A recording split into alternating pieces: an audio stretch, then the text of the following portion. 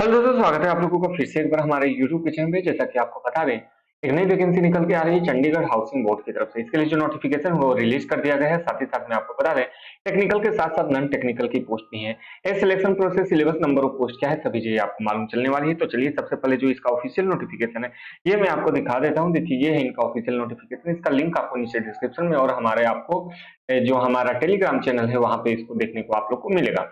तो चलिए सबसे पहले इंपॉर्टेंट पॉइंट देख लेते हैं, उसके बाद हम लोग चलेंगे जो इसके ऑफिशियल नोटिफिकेशन है उसकी तरफ। यदि बात करते हैं, वैकेंसी जो है वो निकल के आ रही है आपकी चंडीगढ़ हाउसिंग बोर्ड की तरफ से। इसमें जो क्लर्क के, लॉ ऑफिसर के साथ साथ sub division engineer, junior draftsman draftsman की रिक्वायरमेंट है। यदि इसकी एलिजिबिलिटी को आप लोग फुलफिल करते हैं तो इस फॉर्म को आप लोग जरूर से जरूर अप्लाई कीजिएगा। सबसे पहले मैं आपको बता दूं इंपॉर्टेंट डेट्स। उससे पहले आप लोग अभी तक चैनल सब्सक्राइब नहीं किए हैं तो कर लीजिए। एप्लीकेशन डेट आपका 3 तारीख से स्टार्ट हो जाएगा और 31 तारीख इसका लास्ट डेट रखा गया है इस फॉर्म को फिलअप करने के लिए। 4/11 इसका लास्ट डेट है आपका फी पेमेंट करने का। एग्जामिनेशन डेट जैसी आएगा मैं आपको बता दूंगा, एडमिट कार्ड भी जैसी आएगा मैं आपको बता दूंगा। उसके लिए आपको हमारे चैनल को सब्सक्राइब किए रहना होगा। यदि बात करते हैं एप्लीकेशन फी की, तो जनरल, ओबीसी, ईडब्ल्यूएस के लिए 800 रुपए, वहीं SC ST के लिए 400 रुपए, वहीं दिव्यांग को 1 भी रुपए देने की जरूरत नहीं है। जो भी पेमेंट है आप लोग debit card, credit card, net banking के थ्रू आप लोग या फिर ई चालान के थ्रू जो है वो पेमेंट आप लोग कर सकते हैं। यदि एज की बात करते हैं, मिनिमम एज आपका 18 वर्ष होना चाहिए, मैक्सिमम 37 ईयर होना चाहिए। जो एज में रिलैक्सेशन मिलता है, जैसे कि ओबीसी को, एससी को, एसटी को, तो वो भी यहाँ पे आपको एज में रिलैक्सेशन देखने को मिलेगा। तो चलिए सबसे पहले जो ऑफिशियल नोटिफिकेशन है इसकी तरफ चलते हैं और इसके बाद यहाँ एलिजिबिलिटी और नंबर ऑफ क्वेश्चंस के आपसे पूछे जाने वाले हैं उसके बारे में हम लोग चर्चा करेंगे। तो चलिए सबसे पहले इसका आप लोग को लिंक से नीचे इसको डाउनलोड कर लीजिएगा और एक बार इसको पढ़ लीजिएगा। ठीक है, तो चलिए आगे सबसे पहले हम लोग बात कर लेते हैं जो वैकेंसीज है, आइए उसको देख लेते हैं और सैलरी क्या है वो आप लोग देख सकते हैं। यहाँ पे यदि हम लोग बात करते हैं जो डिविजनल यहाँ पे इंजीनियर है उसके लिए जो बिल्डिंग में है उनके लिए यहाँ ग्रेड पे आप लोग देख सकते हैं 5400 है। उसी के साथ साथ सब डिवीजन की बात करें तो 5400 यहाँ भी आपका ग्रेड पे रहने वाला है। और उसके बाद यदि हम लोग बात करते हैं असिस्टेंट आर्किटेक्ट की, तो यहाँ भी ग्रेड पे आपका जो 54,000 है वो हो सकता है। जूनियर इंजीनियर की बात करें तो ग्रेड पे आपका 48,000 हो सकता है। जूनियर इंजीनियर के भी 4800, वहीं जूनियर इंजीनियर इलेक्ट्रिकल के लिए 48,000 और हॉर्टिकल्चर के लिए भी 48,000। वहीं बात करें सिविल से जो है उनका भी ग्रेड पे 3200 होने वाला है। वहीं नॉन टेक्निकल पोस्ट की बात करें तो जो यहाँ पे नॉन टेक्निकल में लॉ ऑफिसर है उनके लिए यहाँ पे 4200 का ग्रेड पे है और वहीं क्लर्क के लिए यहाँ पे 3200 का यहाँ पे आपका ग्रेड पे रखा गया है। यदि इन सब में सबसे ज्यादा सीट्स आप लोग देखिएगा तो सबसे ज्यादा आपका यहाँ क्लर्क का सीट है, जो कि लगभग लगभग यदि हम लोग बात करते हैं 50 सीट है। यदि डिविजनल बिल्डिंग की बात करें तो 4 हैं, वहीं इलेक्ट्रिकल के लिए आपको 1 होने वाला है, वहीं पब्लिक हेल्थ के लिए भी 1 यहाँ पर पोस्ट आपको देखने को मिलेगा। और यदि बात करते हैं जूनियर इंजीनियर बिल्डिंग में तो यहाँ पे आपको 15 सीट्स आपको देखने को मिलेंगे।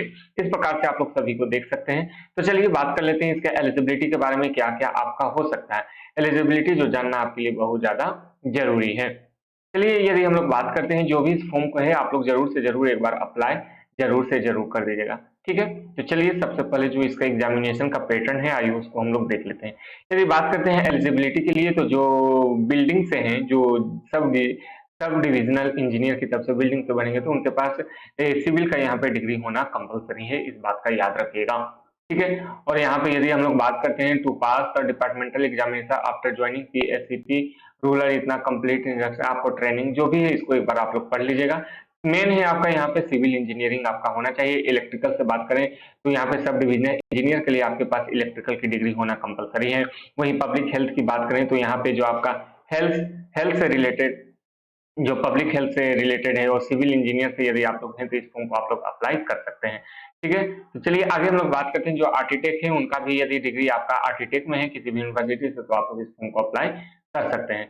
और आगे हम लोग बात करते हैं जूनियर इंजीनियर के, तो आपके पास डिप्लोमा होना चाहिए, इस बात का आप लोग ध्यान रखिएगा। और जूनियर इंजीनियर पब्लिक हेल्थ की बात करें तो यहाँ पर भी आपका जो डिप्लोमा है आपका पब्लिक हेल्थ में, उसके बाद सिविल इंजीनियरिंग में है तो आप लोग इस फॉर्म को अप्लाई कर सकते हैं। जूनियर इंजीनियर इलेक्ट्रिकल की बात करें तो डिप्लोमा आपका होना कंपलसरी है। हॉर्टिकल्चर की बात करें तो master degree in agriculture with horticulture आपका यहाँ पे होना कंपलसरी है। जूनियर ड्राफ्टमैन की बात करें तो यहाँ मैट्रिक यदि पास आउट है तो आप लोग इस फॉर्म को अप्लाई कर सकते हैं। उसी के साथ साथ आपके पास ITI आपका ड्राफ्टमैनशिप से आपका डिप्लोमा 2 साल का एटलीस्ट होना ही चाहिए, तो ही आप इस फॉर्म को अप्लाई कर सकते हैं। लॉ ऑफिसर की बात करते हैं तो यहाँ फर्स्ट डिग्री से आपका लॉ आपका पास आउट होना चाहिए, इस बात का आप लोग ध्यान रखिएगा। क्लर्क की बात करते हैं, जो सबसे ज्यादा पोस्ट है यहाँ पे आप लोग देख लीजिएगा, जो कि आपका बैचलर डिग्री यहाँ पे कंप्लीट होना चाहिए, इस बात का आप लोग ध्यान रखिएगा। उसी के साथ साथ आपके पास कंप्यूटर की जानकारी होना चाहिए और जो आपका स्पीड है 35 वर्ड्स प्रति मिनट इंग्लिश में आपको टाइपिंग करना चाहिए। आना चाहिए। उसी के साथ-साथ वर्ड प्रोसेसिंग और स्प्रेडशीट जो कि एक्सेल होता है वो भी आपका यहाँ पे होना चाहिए। ठीक है? और उसी के साथ-साथ आपके पास एक सर्टिफिकेट होना चाहिए आईसीटी स्किल कोर्स की तरफ जिसमें से कम 80 घंटे का आपका यहाँ सर्टिफिकेट होना चाहिए। इस बात का आप लोग ध्यान रखिएगा। आइए जानते हैं हम लोग क्या आपका रिटन एग्जामिनेशन में होने वाला है। यदि बात करें टेक्निकल का और लॉ ऑफिसर की उसके बारे में यदि हम लोग बात करते हैं, तो इंग्लिश से आपके 5 क्वेश्चन, जनरल अवेयरनेस से आपको यहाँ पे जो नेशनल से हैं, सिर्फ नेशनल से आपसे पूछा जाएगा 5 क्वेश्चन, मैथ से 5 क्वेश्चन, मेंटल एबिलिटी से 5 क्वेश्चन, कंप्यूटर प्रोफिशिएंसी से आपको 5 क्वेश्चन देखने को मिलेंगे। और जो आपका कोर्स सब्जेक्ट है जैसे इंजीनियरिंग, टेक्निकल, आर्किटेक्ट और लीगल से, तो यहाँ पे आपके 75 क्वेश्चन पूछे जाएंगे और पूरे के पूरे 100 नंबर का एग्जामिनेशन होने वाला है। यदि कलर की पोस्ट की बात करें तो इंग्लिश आपका 12th लेवल का पूछा जाने वाला है। जनरल अवेयरनेस से आपको 20 क्वेश्चन देखने को मिलेंगे, जो कि आपका नेशनल ओनली होने वाला है, यानी नेशनल लेवल पे जो भी जनरल नॉलेज है वो आपको मालूम होना चाहिए।